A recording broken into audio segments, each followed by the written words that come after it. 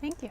Now, Gabriel was born premature, so respiratory challenges have always been present. Yes. But how did you know this was something extra? We actually didn't know until we moved up here from Kansas and got him to the pulmonary doctors at Children's Hospital. So you moved into this home, the zoo interchange construction is happening, and what happens to Gabriel?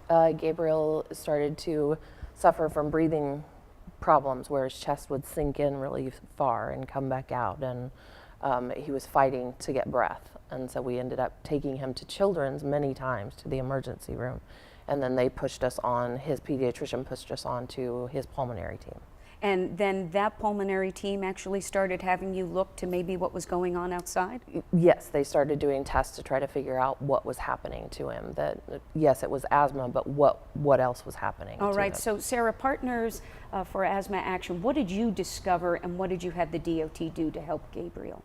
One of the parts of Partners for Asthma Action is we can do home visits for children with severe asthma. Gabriel obviously qualified for that, and so I went into his home, assessed the outside environment as well as the indoor home environment for things that might be triggering or making his asthma worse. So we're talking like construction dust, right? Correct. And so how do you go to the Department of Transportation and say, hey, hold it on the construction dust?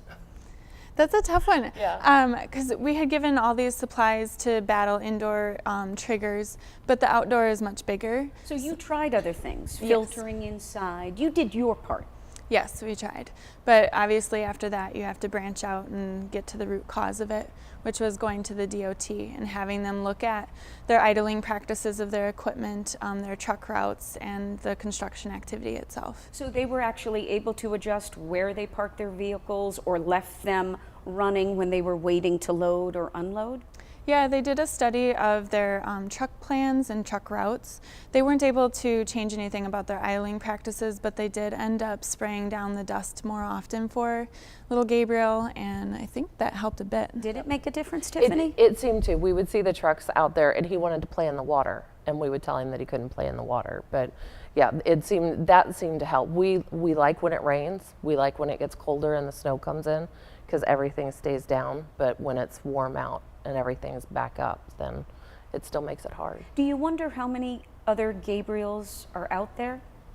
Yeah, it's hard because I wouldn't have known about Gabriel's situation unless another nurse had reached out to me and asked if I could do anything to help. So parents out there watching, they really should be looking outside of the home for things that might be exacerbating their children's condition. Yeah, our environment is very fluid. What is outside comes inside, and what's inside can go outside. It's Well, not. the work that you do through the American Lung Association, do families have to pay for that, or how can they get in touch with you?